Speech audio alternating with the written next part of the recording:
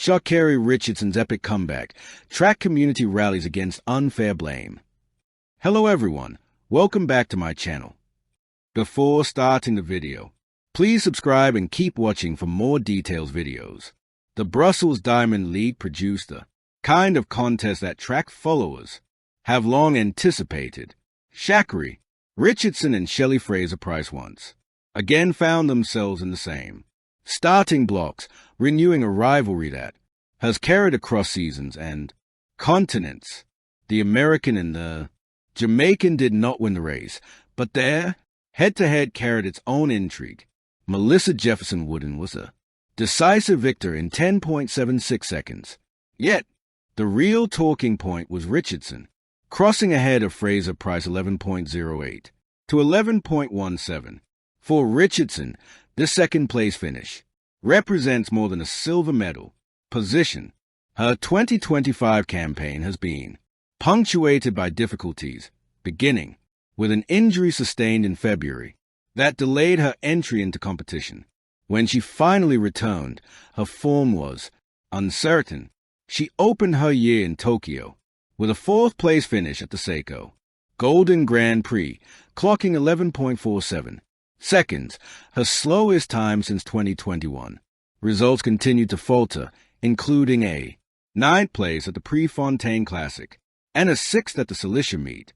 Off the track, her arrest for alleged domestic violence overshadowed her summer, forcing her withdrawal from the 100 meters at the U.S. Championships.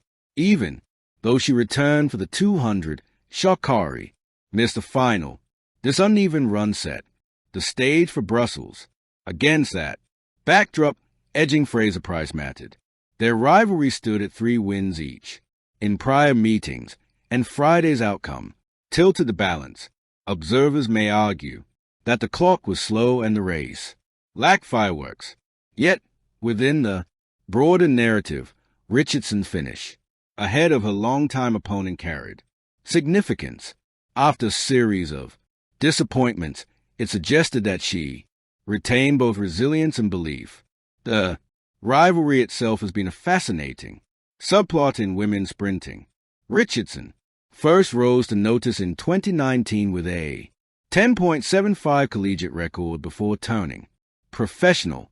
That same year, she lined up against Fraser Pryce at the Prefontaine Classic, both finishing outside the medals.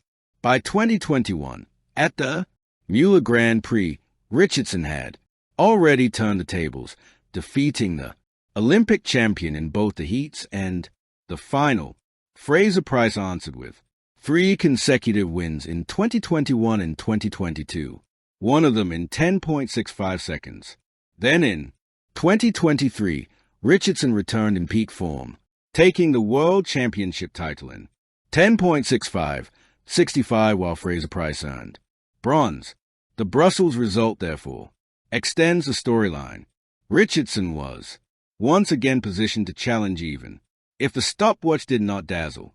For her fans, it was a moment of reassurance that she can still summon the composure to outrun one of the sport's enduring figures. With the World Championships in Tokyo less than a month away, such an outcome may prove valuable for confidence. Meanwhile, Jefferson Wooden's victory should not be overlooked either, but the evening's deeper resonance rested with 2 athletes whose careers are defined in era of sprinting. Richardson's second place may not have carried a medal, but in the context of her year and against Fraser Pryce in particular, it carried weight that statistics alone cannot capture. However, despite the fiery rivalry, Richardson has openly credited Shelly-Ann Fraser Pryce as both her fiercest rival and one of her greatest sources of inspiration.